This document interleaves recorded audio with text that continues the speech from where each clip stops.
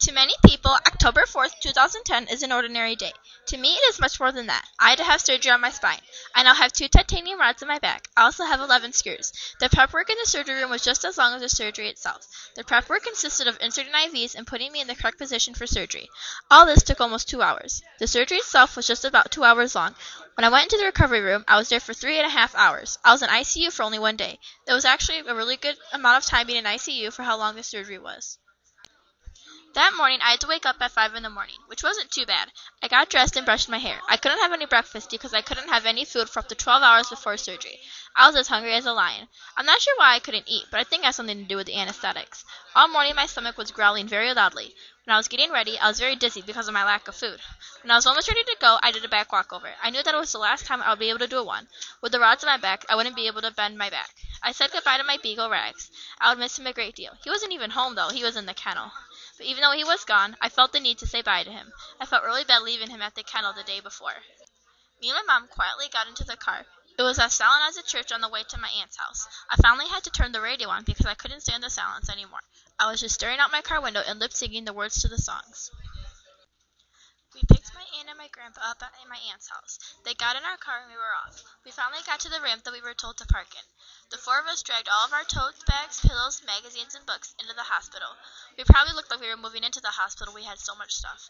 We got to the mini hospital check-in desk. The lady was surprisingly friendly for how early in the morning it was. She asked us, "What is the patient's name, please?" My mom replied, "Heidi Saktowski." "What's the doctor's name?" "Dr. Cassidy." She gave us directions, and we were off to the first waiting room of the day. It was a really snazzy-looking waiting room. It had an aquarium in the middle of it and numerous fish. While the rest of my entourage was reading, I just decided to watch the fish swim back and forth. It was really relaxing and quite entertaining. The fish were blue and black stripes, while others were solid blues and purples. The receptionist called my name and gave me a bracelet that said my name and my birthday.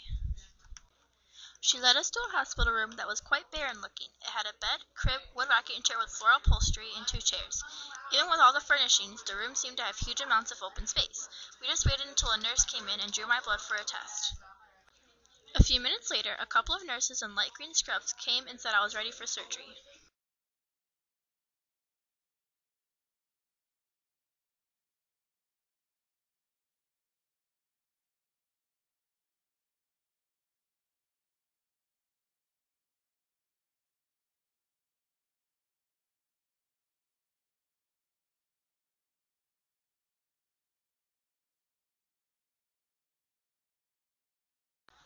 We walked down to another waiting room. It was filled with little kid toys, puzzles, and parenting books. I was nervous, but that didn't keep me from playing with the little puzzles on the table in front of me.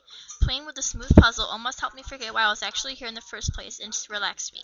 No sooner did I start to feel bored, the anesthesiologist came into the waiting room. This is when the waterworks started. I was so scared that something bad would happen during or after surgery.